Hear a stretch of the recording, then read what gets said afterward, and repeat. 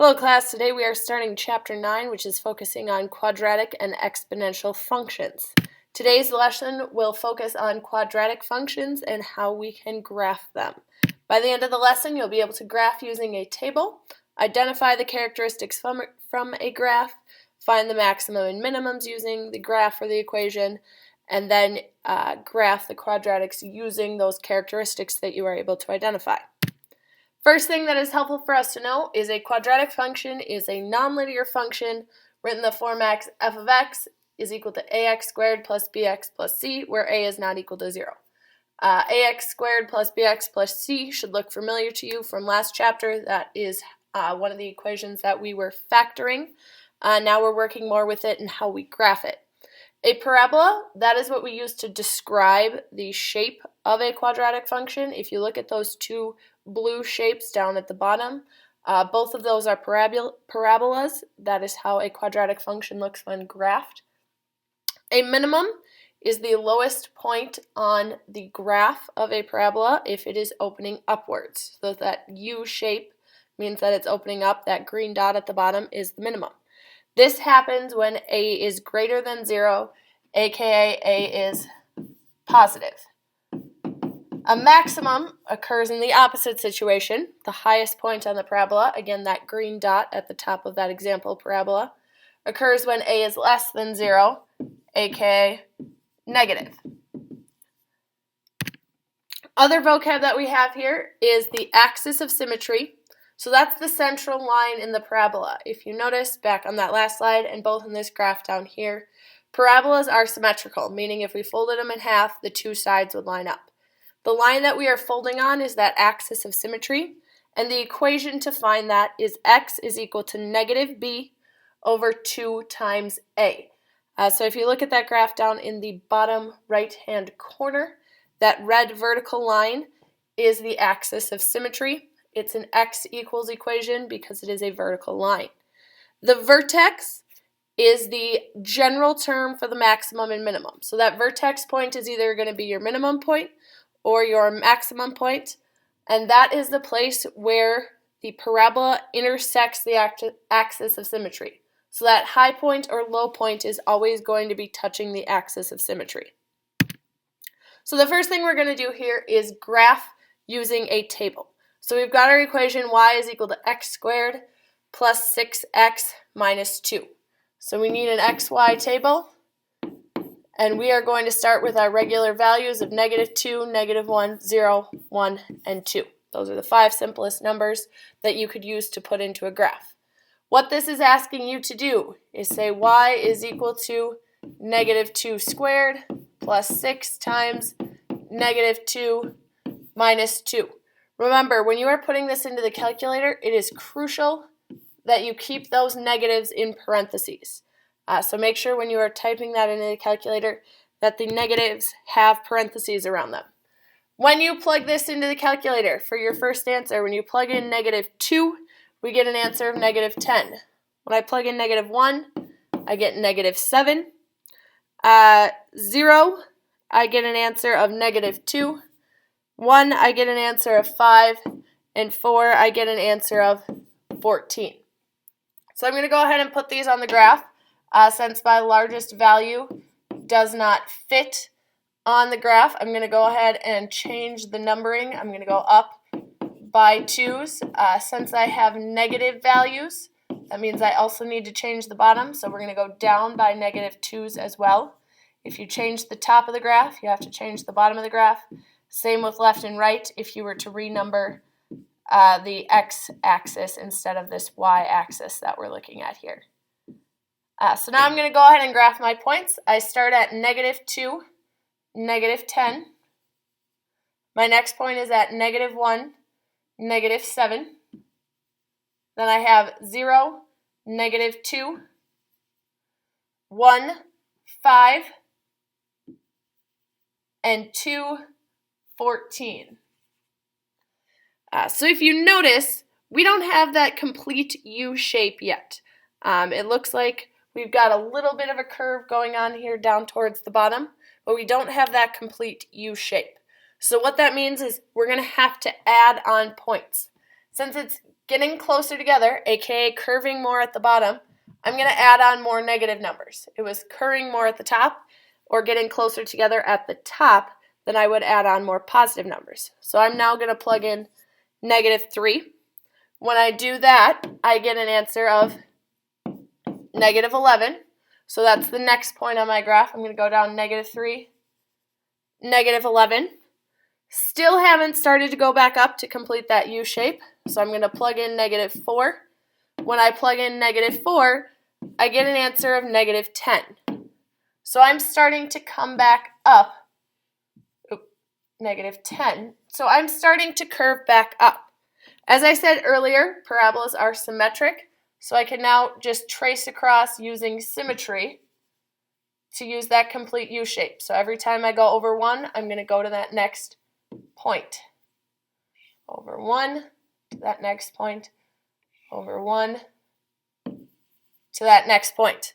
Then the last thing we need to do is connect all of these dots. Make sure it is a smooth curve. It should not look like one side with a point on the other side.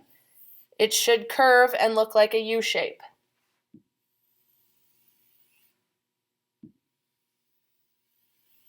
Personally, I find it easier to draw a left and then a right, or a right and then a left, one half at a time. If you want to do the complete curve all at once, that is okay. Last thing we need to do is state the domain and range. If you recall, the domain is all of our x values. So this is any numbers that we can plug in for x. Since we can plug in anything for x, we're going to call this all reals, or you can use the shorthand abbreviation of a capital R with a line through it. Either of those are acceptable.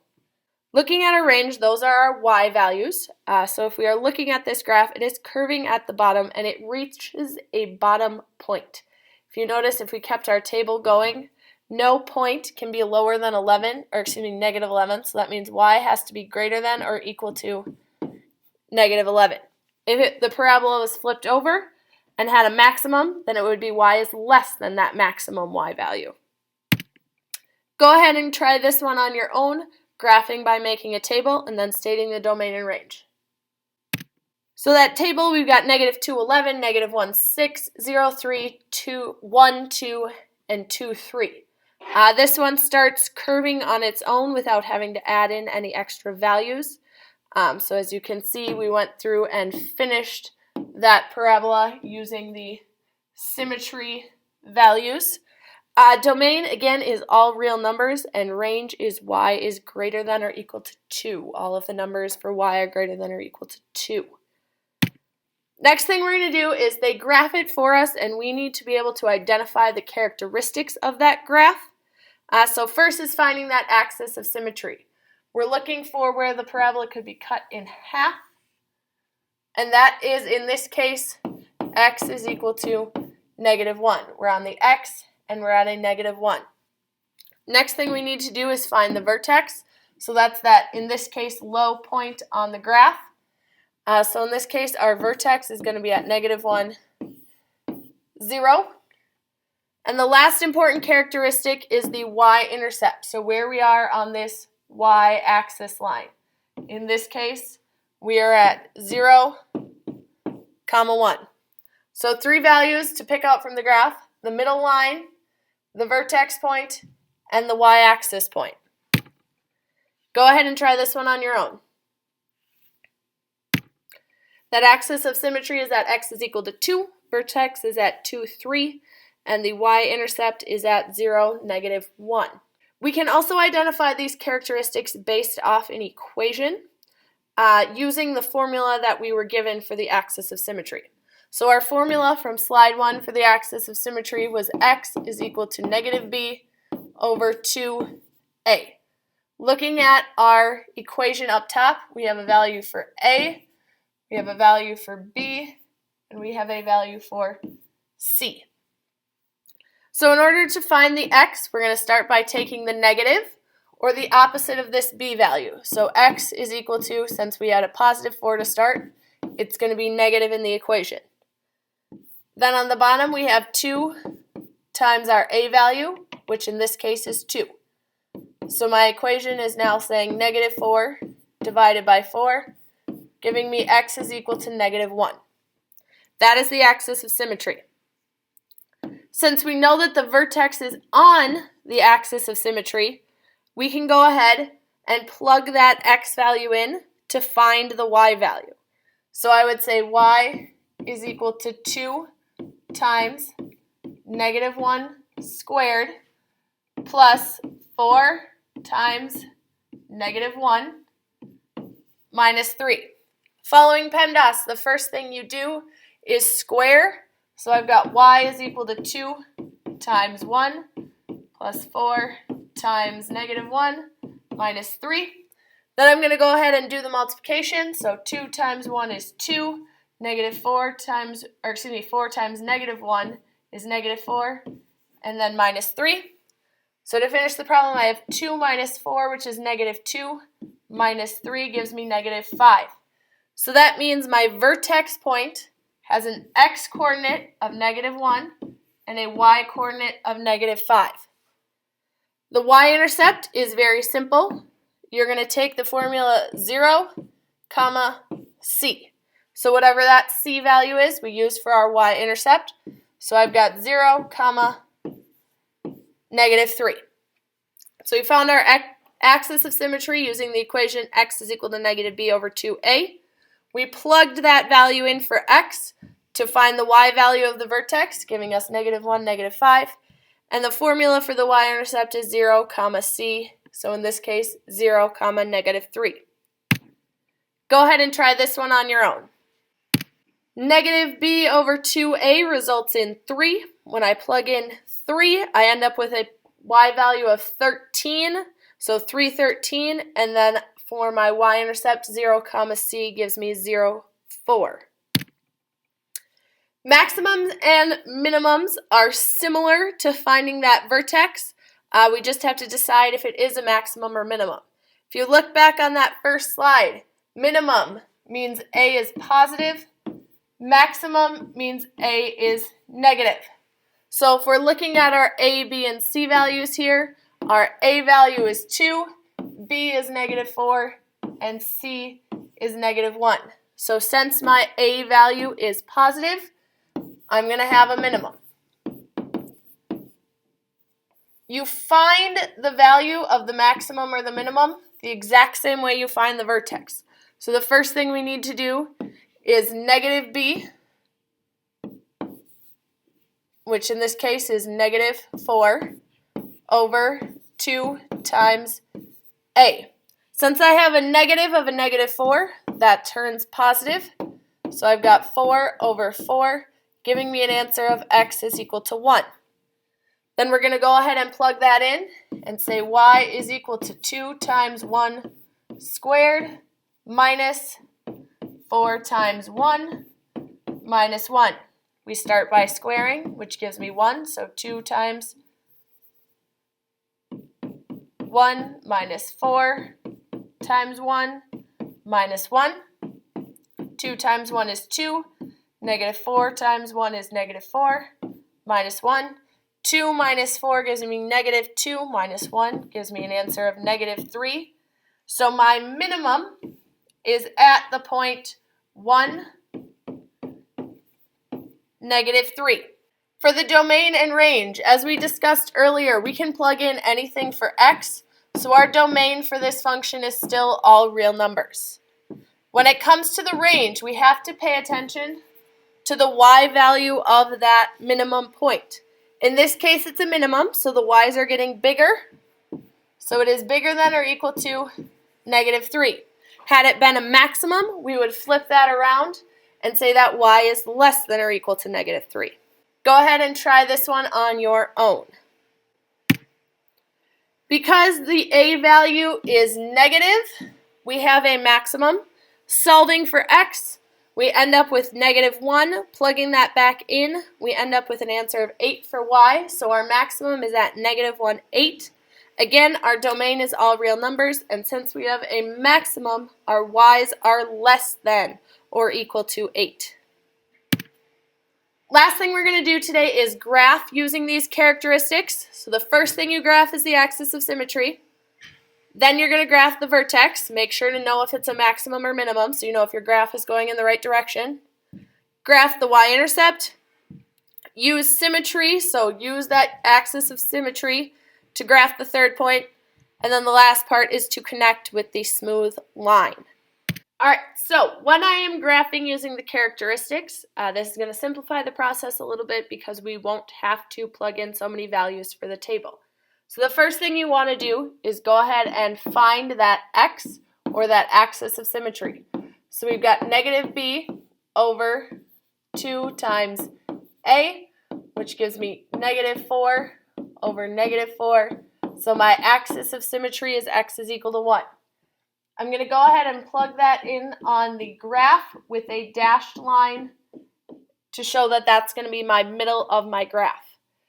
And then I'm going to go ahead and plug back in to find y so I can find my vertex. We know that the vertex is going to be a maximum because of that negative 2. So I've got y is equal to negative 2 times 1 squared plus 4 times 1 plus 1.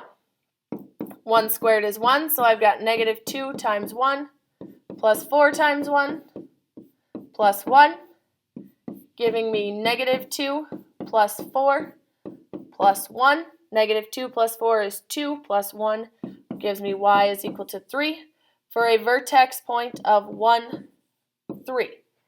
So I'm going to go over on my graph and go over 1 and up 3. If for some reason your vertex is not on that axis of symmetry that you drew, that means something has gone wrong with your vertex. The vertex will always be on the axis of symmetry. Next thing we need to graph is that y-intercept using that 0, c format. We've got a point of 0, 1. So I'm going to come over here and put a point at 0, 1. Now, step number 4 was to use that line of symmetry to get a third point. So I'm going to take this y-intercept, go across the axis of symmetry, and put on my next point. So that mirror point that we have to show where the axis of symmetry, if I fold it in half, that's where my next point would be. And then the last thing I need to do is connect them with that smooth curved line. Again, we don't want it to be at a point at the top, we want it to be curved. And the parabola proceeds down from there. Go ahead and try this one on your own. Finding the axis of symmetry, we have negative 4 over 2, which gives us an axis of negative 2. That's that red dashed line. Vertex, we plug in negative 2 and get an answer of negative 1. That's that blue point at the bottom. The y-intercept is 0, 3. That purple point is the reflection point. And then again, the smooth curved connection. If you have questions about this or anything else from the lesson, please let me know when you get to class.